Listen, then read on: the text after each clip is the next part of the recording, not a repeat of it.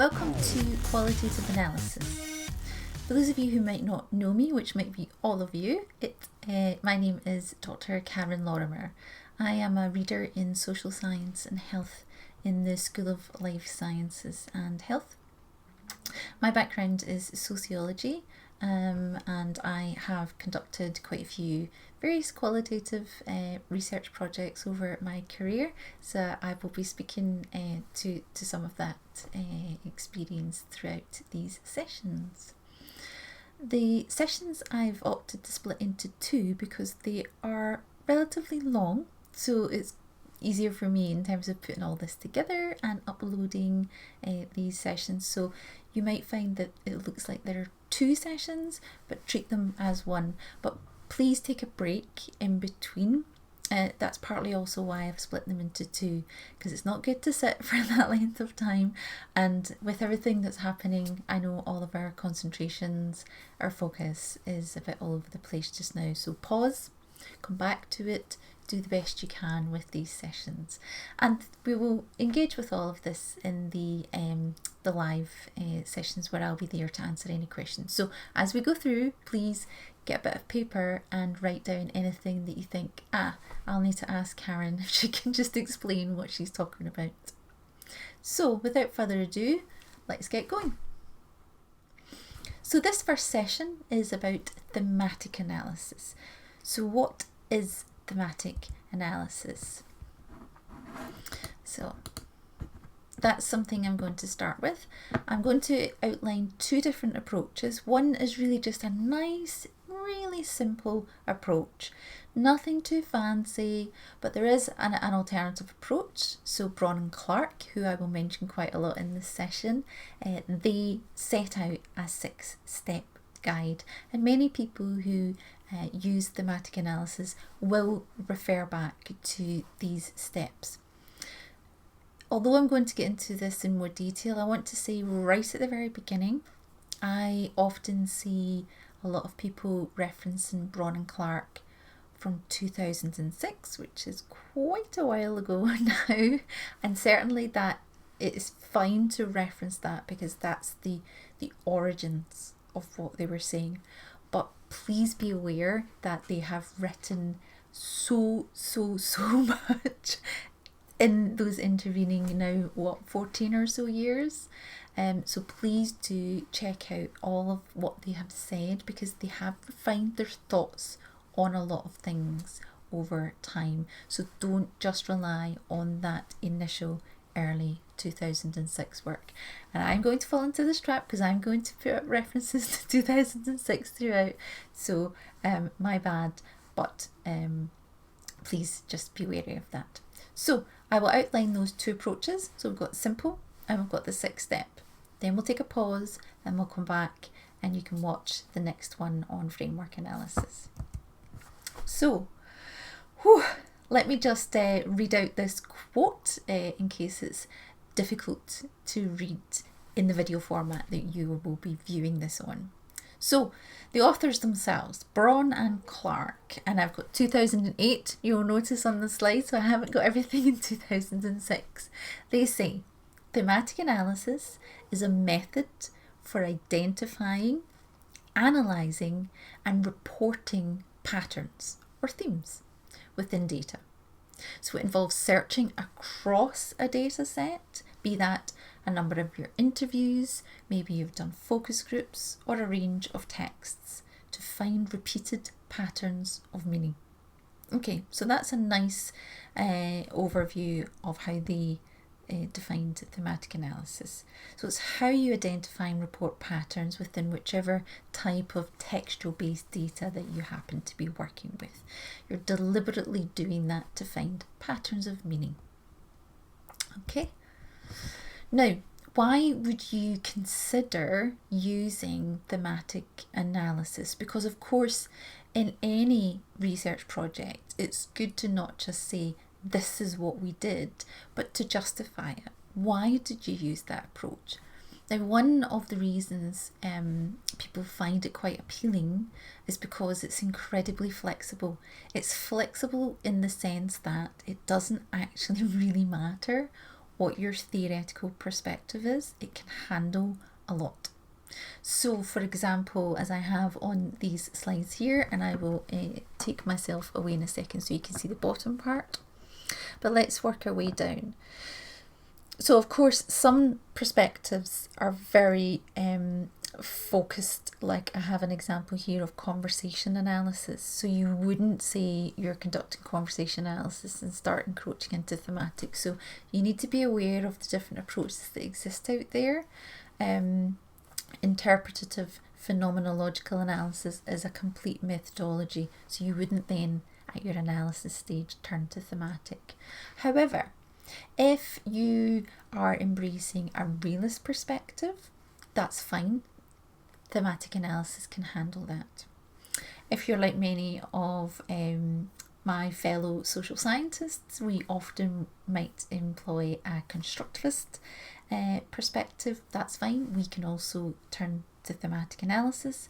And those that sit somewhere in the middle between those two, our critical realist friends, they can also use this as well. So this is not exhaustive. It's to say that, you know, for example, if you are embracing any of these particular theoretical frameworks within your research project, that's absolutely fine.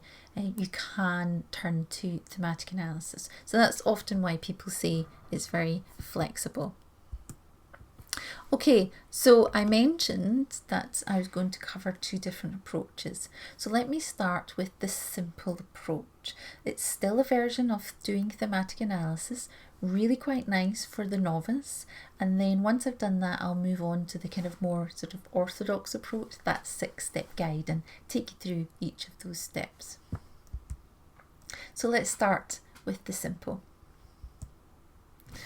So analysis is a breaking up, separating, or disassembling of research materials into pieces, parts, elements, or units. With facts broken down into manageable pieces, the researcher sorts and sifts them, searching for types, classes, sequences, processes, patterns, or wholes. The aim of this process is to assemble or reconstruct the data in a meaningful or comprehensive fashion. Sorry, my eyes are kind of going back and forth because I'm trying to see the quote on my screen. So sorry about that. Okay, so that's quite a lot to get through here. Let me just kind of go through it a little bit. With any qualitative analysis, you're taking, let's say we're talking about 8 individual interviews. So that audio file, that audio recording, if you have your participants' permission to audio record, will be transcribed so that your data are in textual form. So you will have 8 transcripts. That's probably quite a lot of data, but that's your data set. So what you want to do at the start, in a nice simple approach, is you break those data apart and then you kind of meaningfully put it back together. So think of the teapot that's smashed on the floor. It's been broken apart into different pieces, but with glue you can piece it back together. So qualitative analysis is somewhat like that, in terms of you take something apart to see all the different parts of it, but then at some point you'll have to try to put it back together. You're not putting it back exactly, you're putting it back in a new way. So you're sifting and sorting and going through this process to look for patterns. So you're creating something new in doing all of this. And as the quote says here, something that's quite meaningful. So this is me trying to show you what I was just trying to refer to. So if you look at each of these kind of blue boxes and think of those as the transcripts that I mentioned, and the red bar that's cutting across those blue boxes is a section of text in which you've noted a participant says X. So we'll go on to talk about codes later. but there's a section of text within a transcript that you've taken a note about. And let's say box on the far left and the one next to it, that across each of these transcripts you note those participants speak about this particular topic in a positive way. So maybe they're reflecting on an experience and they speak about it positively. But yet across your other transcripts, when you asked your participants to tell me what X was like, maybe 3 discuss it in a negative way and 1's fairly neutral. So that, in a simple approach to thematic analysis, would be you starting to capture a little bit of a pattern in your data. So the simple approach is really just taking note of what's being said. You will do that with your actual transcripts themselves, but perhaps when you were in the interview, or say you have focus group data, you've taken some notes in that context. It can be quite hard in an individual interview to take notes if it's just you doing the interview, because you want to try to keep up some good eye contact, but you might have something. For a focus group, you might invite someone else along to be the note taker and to capture non-verbal. So you need to think about how they would capture information. Regardless of what's happened, you might not just have transcripts in any qualitative study. So regardless of what kind of textual data you're working with, you want to start to notice things, and when you do that, you'll want to assign a code for that. You'll then want to collect all of that into different categories. So as we gave the example there might be positive, there might be negative experiences. There might be a sense of linearity in terms of, say, illness diagnosis through to living with and then later on. So there might be a sense of going through someone's biography to reflect on changing experience and understandings and perspectives over time. So you might categorize different parts of your data in that way, for example. You want to look for patterns, look for similarities, look for differences. Now, that can even be within the same transcript, because if you're capturing a sense of over time, for example, you might start to see a shift. So don't just think about similarities and differences across different transcripts. Think about it even within one person's own story of what they're telling you. When I first qualified as a nurse, someone might say, I thought X, but now I've been a nurse for 15 years. This is how I think about X. So look for similarities and differences, ask questions of your data, and think an awful lot. So there's quite a lot going on, despite the fact that it's quite a simple approach, but you don't have the same number of exact steps that you would have to ensure you adhere to, as we'll go on to see. So might there be some things to pay attention to? It's always really helpful to just look at your data and just ask, what is being said here? What's happening? What's this about?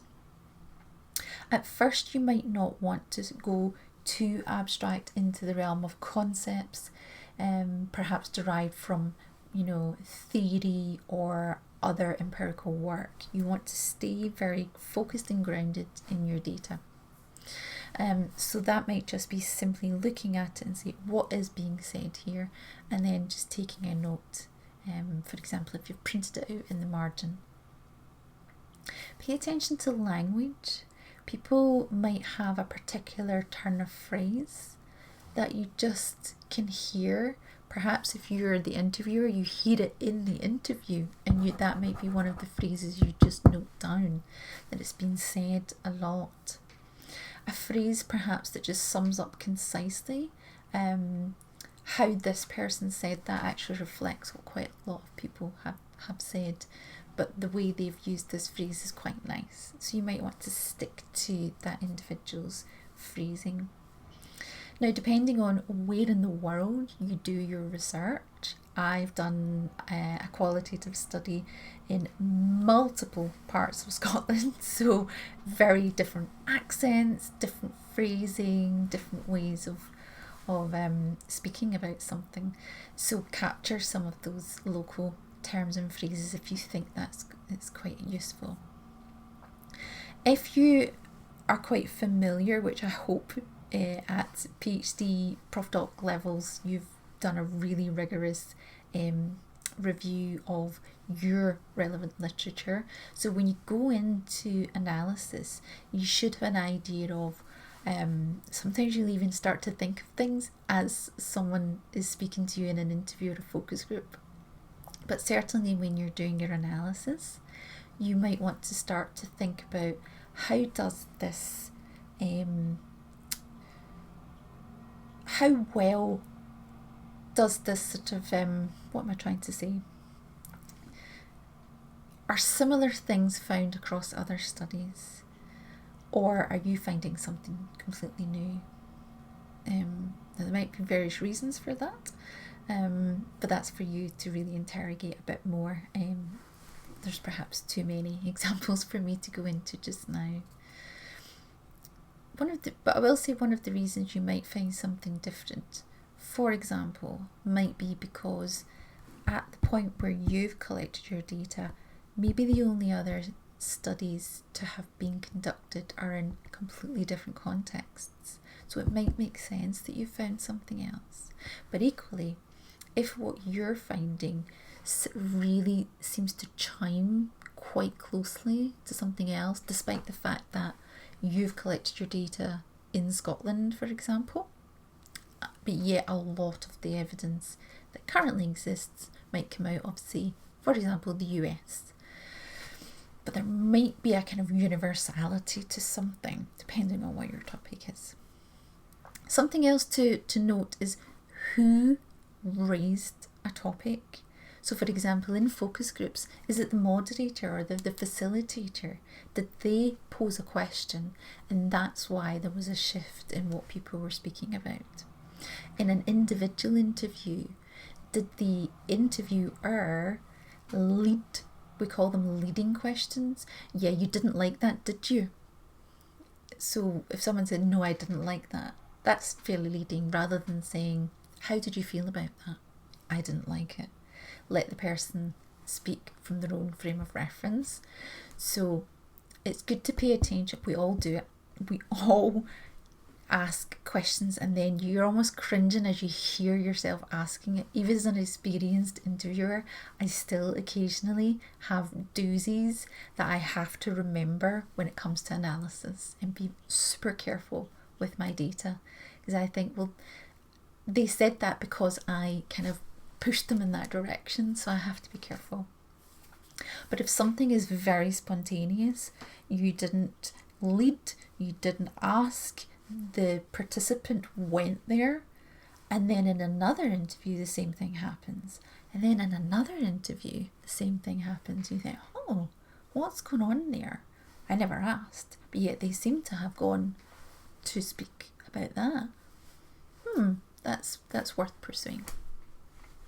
Silences are really interesting, and if you are transcribing, try and capture this. But if you're asking a company to transcribe your data for you, ask them to capture any silences. And they, for example, you might note the number of seconds that pass. This is where having good interview technique is important, to allow these silences. 3 seconds can feel like a lifetime, but let them happen, because when you get to analysis, if you've left plenty of space for your participant to speak and let it flow the way they want it to, there might be something interesting about silence, depending on your topic. Now, I do research in the area of sexual health and well-being, so sometimes I encroach into quite sensitive areas. I've done a research project where I embraced the very holistic definition of sexual health. So I did ask people about their understandings of domestic abuse and sexual assault. So silences within certain research projects might be expected as you shift your topics, and especially if you kind of go from something that's, not something you might speak about in the pub or on the street with family and friends, but it's still okay in the nice one-to-one confidential environment of an individual interview. But then you might get onto a much more sensitive topic. There may be silence. But equally, people might opt into silence and tail off because they think, oh, well, you know this, so I don't need to say it. So be very attentive to that, especially I think for those who come from any kind of practitioner, for example, background, and you're interviewing others from your particular disciplinary area. There might be assumptions there you will have to ask people to explain and tell you to overcome them. There might be some really interesting non-verbal things going on. For example, in one research project, one young man, in a focus group, I noticed one young man sort of slumped down in his chair. He lifted his leg and hugged his knee and just went very quiet. So he went silent, but there was also these kind of bodily behaviours happening as well in that silence. So the person who was taking notes and observing captured that what was happening and what was being discussed at the time, so that when we had the transcripts of the focus groups returned from the company who were transcribing them for us in our project, I really paid attention to what was the flow of the conversation at that point, what might have been happening there for him. Tone as well. People's tone shifts. We go from cheery perhaps to angry and frustrated, and you can hear things. Be careful of reading too much into something, so be quite fairly tentative. You don't necessarily always know that someone is happy or angry. You can certainly note that someone smiled, etc., but that doesn't mean they're happy. As a sexual health researcher, people laugh and joke and smile, but that's actually usually because they're really uncomfortable and I just want to cover it up with all of this laughter. So it's actually discomfort often for people who are speaking to me. Okay, so it's fine if you want to pause here, because that's me covered the simple approach, and I'll move on to speak about the 6 steps from the Braun and Clark 2006. So let's take a pause here. Hello, so if you've taken a pause, welcome back. We'll now move on to the 6-step approach.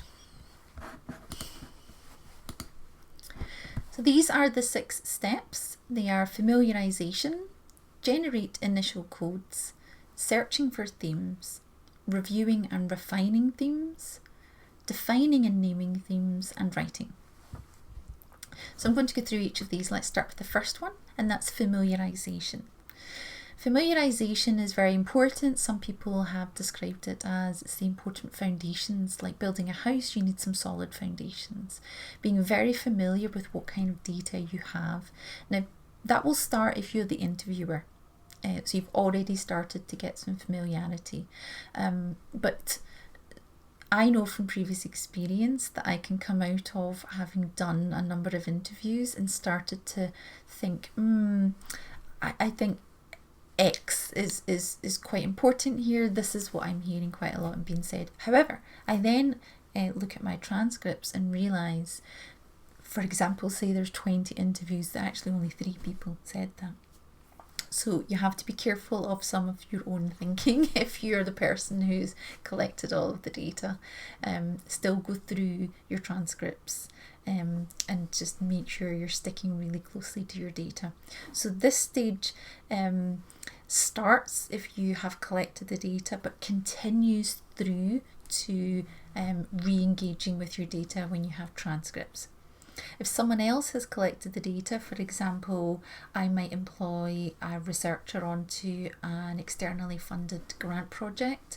The research staff member may collect the data, so I haven't got familiarisation yet. It's not until I engage with the transcripts that I start that process.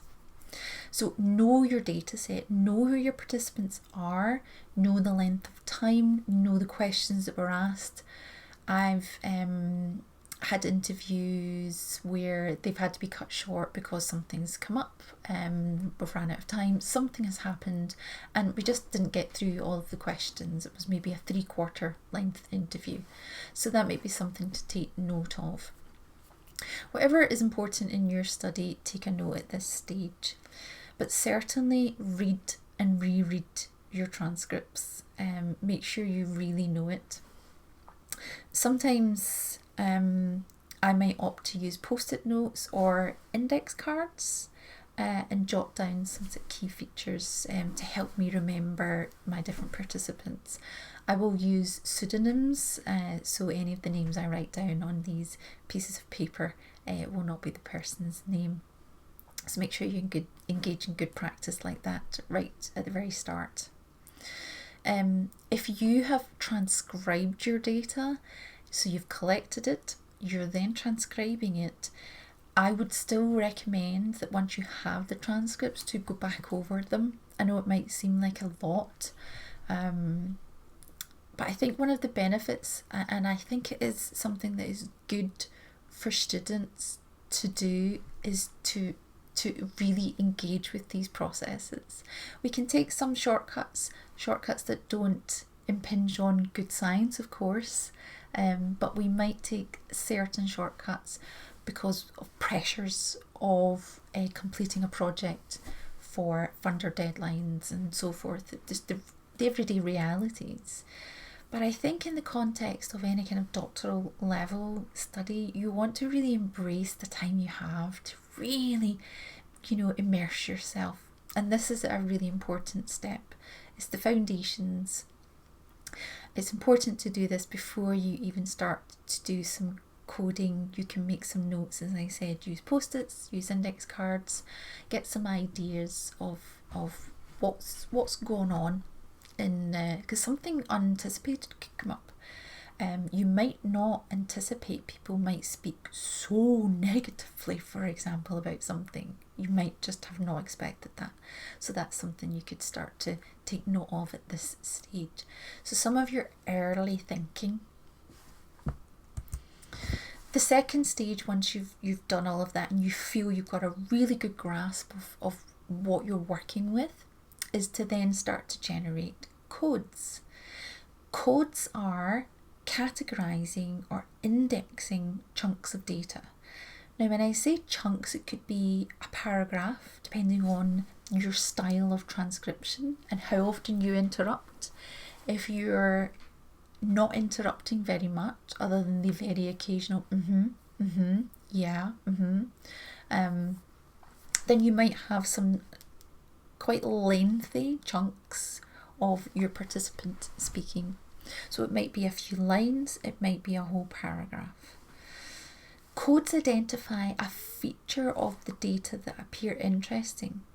So in that example before, when I had the blue boxes with the red part, that was to suggest that it was a particular section of the text that was interesting, and that I will assign a word or a phrase to that particular section of the text. So it's a basic segment of text. A code is not a theme. We'll get on to themes later. For just now, you're just going through encoding. So you want to try to start to organise your data into these segments or categories.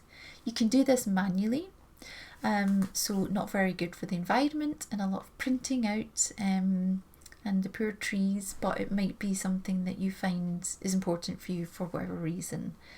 In which case you could take some colourful pens and use different colours for different segments of text. Something else you might want to consider is printing out in landscape format and having the transcript across maybe 2/3 of the page and leaving a third, basically leaving a really wide margin for you to put notes. An hour's interview though, you might be printing about 60 pages of text if you do it that way, so it's a lot. There are computer software, and GCU has a license and students can access. The software is called NVivo, which is an N in Vivo. I've used different qualitative software across my career. I'm so old that I won't even mention some of them, but NVivo is one that I still currently use today. For the novice who's never used NVivo before, they have a fantastic support set of videos, YouTube. It's an Australian company, so beautiful to listen to accents from the person giving all the tutorials. Even to this day, if I haven't used NVivo for a little while, I will go and remind myself of how the software works, so it's super great. If you can use Microsoft Word, you can use NVivo, so I highly recommend it. In this day and age of wanting to protect your data, I personally favour an electronic approach. I don't particularly trust all the pen and paper approaches, but I know some of my colleagues still favour that, so I don't want to dismiss it. Find what works for you in the context of your study. I mentioned that you might want to leave a wide margin, and here's an example of that, and it's taken from Clark, quoted in the Braun and Clark. I'll put all these references at the end so you have them. The little piece of text is about someone changing their name, and the person, Kate, says it's too much like hard work.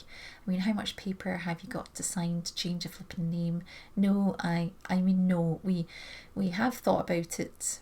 And then they transcribe it because there was maybe a little bit of inaudible talk there, half-heartedly, and thought no, I just can't be bothered, it's too much like hard work. So if you leave a wide margin as you print, or if you're using NVivo, and when we go into framework, I will show you some of how this might look like in the NVivo software, so we'll get to that later. But here, using the pen and paper method, you've printed out the transcript and you might take some notes at the side. Coding tips at this stage, I would recommend that you try to use the same word if you can, if you feel you're capturing the same thing. I mean, that might seem completely common sense, but we can get a bit carried away sometimes when we code and forget. I tend to keep a little bit of a coding kind of diary, and I will take note of what this code refers to, so that if I see a different piece of text that looks quite similar, I know to use different code as I'm going through.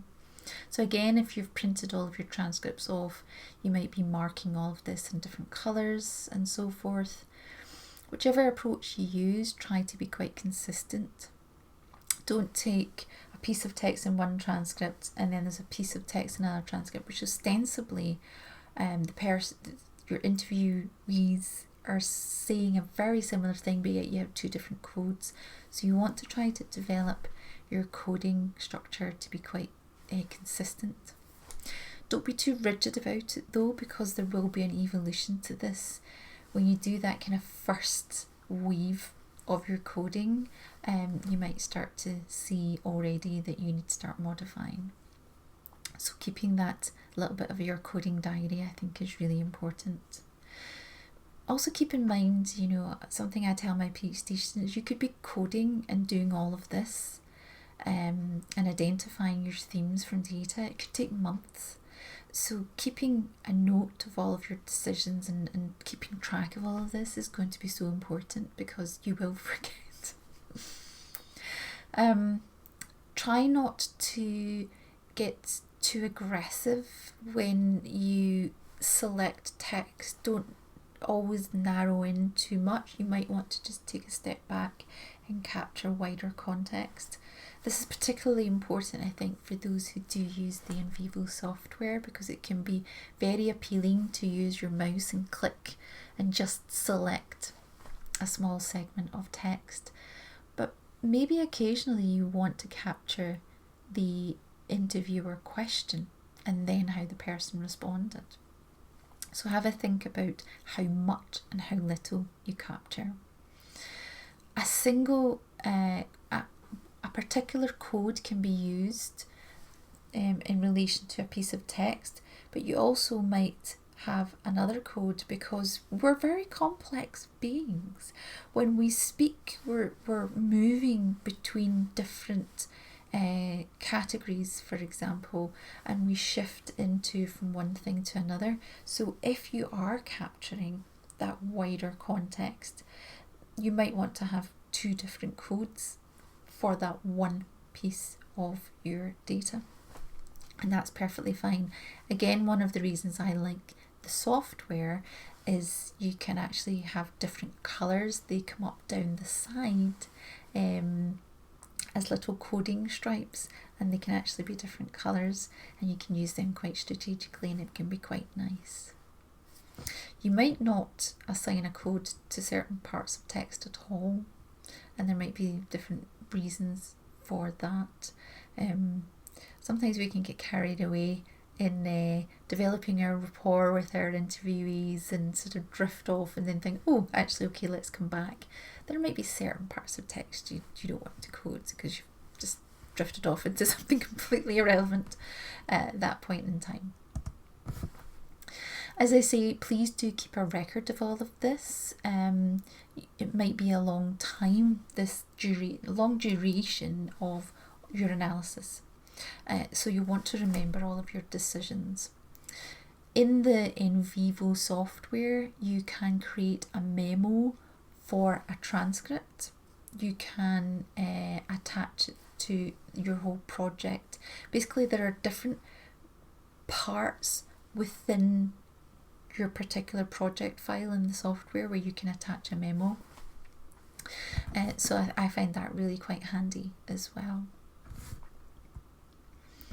So you've coded, now what happens? So remember what I said about breaking apart all your data? That's essentially what you've done. Now we shift on to step 3, and you want to start to kind of meaningfully piece it back together to say something. So think about how different codes might relate to each other, and that's where maybe sections of text, 2 things are coming up. So you might start to notice when people talk about X, they seem to then talk about Y. There's something going on. So you're looking at that kind of relationality there between codes. It might be directly from your research aims if you've deliberately sought data on barriers and facilitators. That might be how you start to kind of group different codes under each of those. Now don't forget, depending on how something is done, something could turn out to be a barrier or a facilitator, but it depends. So think about the words you use for coding. If you do a project, for example, on barriers and facilitators, I ran into that problem myself because I've done a project exactly on that, and I had to think very carefully about my choice of words for different codes, because I thought, oh, hang on, actually, there's something going on here about, well, if X then Y, but in the absence of that, it's going to end up being a barrier. Tables are really good, mind maps, back to good old post-it notes of different colours and placing them on a table and sifting, sorting them all, and you can start to group them. Anything that would work for you. And there's lots of great examples online if you go looking for how people do this. But essentially this step is you go from having taken everything apart, and this is you starting to put it back together. Here's an example of a mind map where people are trying to kind of get a sense of a clustering of something relatively central, but these are how these other codes relate.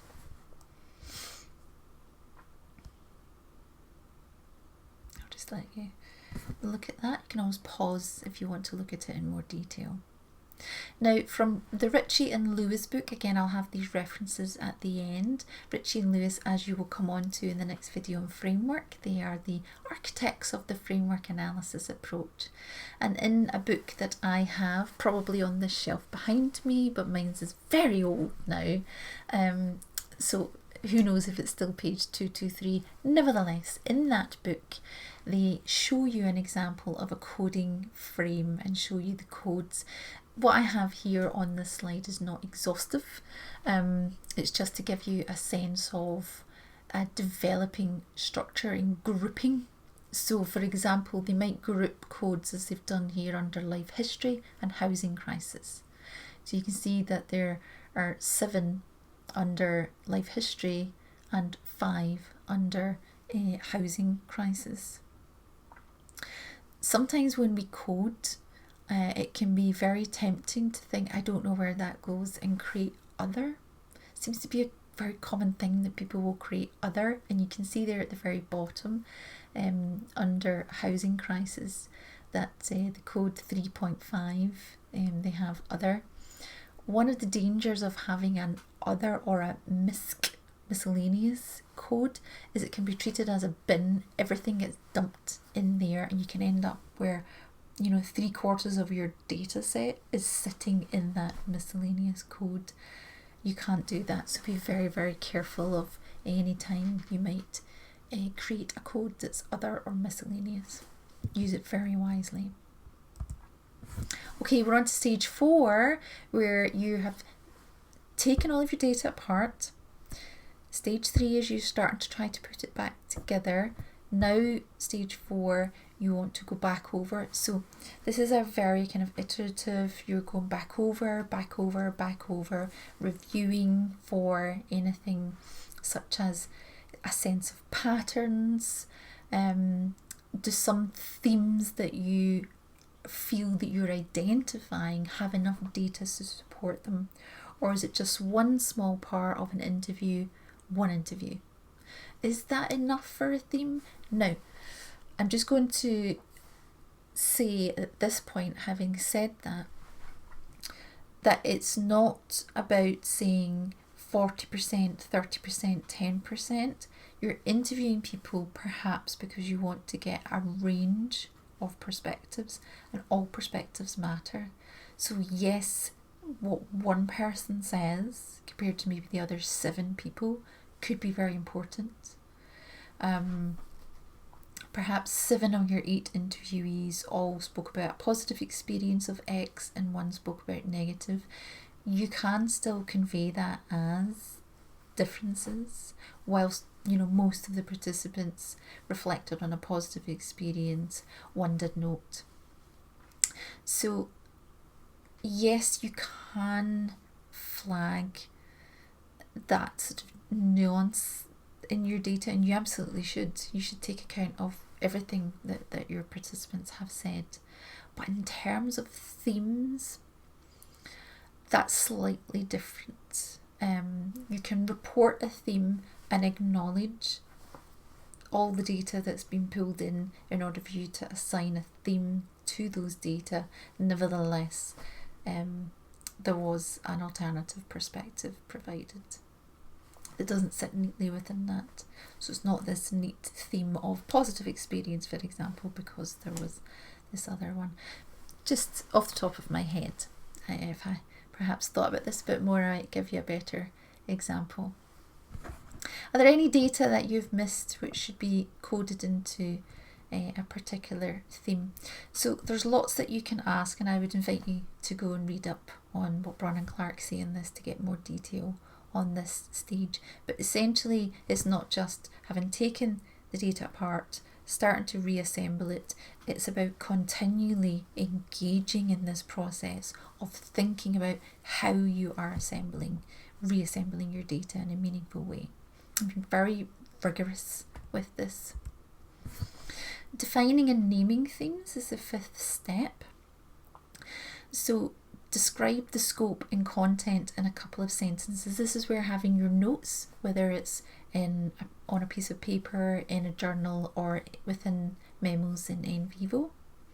Do this to stay consistent, and it is good to try not to be too verbose. You don't want 10 words for a code or a theme. You want to try to be as concise as you can when you're describing a theme. You can think of a theme as being a parent and then underneath children, as we saw in that example of the coding structure from the Ritchie and Lewis book. They had a parent theme, and then I think under the first one they had about 7 child themes, or sub-themes. So that's fine. So that's a different way of grouping. It's not just all of these codes sit under this theme. There's a theme and then there are sub categories underneath. And of course, writing. As Braun and Clark themselves say, you're telling this very complicated story of your data, but in a way that convinces the reader of the merit and validity of your analysis. You must be very transparent about how you've done all of this. So again, keeping good notes is very important for all research projects, but lengthy ones, including doctoral level, from the start of analysis to eventually writing up, and then beyond PhD, maybe writing papers. It's a long time. So you want to be able to tell the story of what you did and a lot of the decisions that were made. You want to write up qualitative research in a way that is concise, that's coherent, that's logical, and is interesting, an interesting account of the story that your data tell. Now, our quantitative colleagues might have lots of lovely tables with p-values, confidence intervals, whatever it is they may have in their projects. That's evidence of what they're saying their data tell. For qualitative research, quotes from your participants constitutes your evidence. You want to evidence. We identified the theme of as being a main theme. That might be your story. You have to evidence that with extracts. You need to do more than just provide data. It's not just saying our participants said this, they said this, they said this, and oh, they also said this. Okay, apart from, that's a really boring way to write up qualitative research, and believe me, I see it still quite a lot in peer reviews, articles that I get sent to look at. But you want to make an argument about your data in relation to why did you do this study in the first place? You had an overarching research question and or an aim. You sought to speak to these people for a purpose. So don't lose track of that. And through your analysis, keep in mind what have you sought to do with your research. When I was a PhD student, I had my research questions pinned to the wall in front of me for my entire PhD, so I could remember this is what my study is seeking to do. So I think that's a good point to pause. You may have many questions for me. You might want me to clarify, go back over some things. I know I haven't fully explained coding and themes, but when I go on to do the framework analysis and I show you an example from one of my previous research projects about that, hopefully it will start to become a bit clearer. So jot down some questions just now, but bear in mind some might be answered in the next video. Then again, maybe they won't be, in which case I look forward to hearing them in the session that we will have together very soon. So thank you for sticking with it. Now go for another break and come back for framework.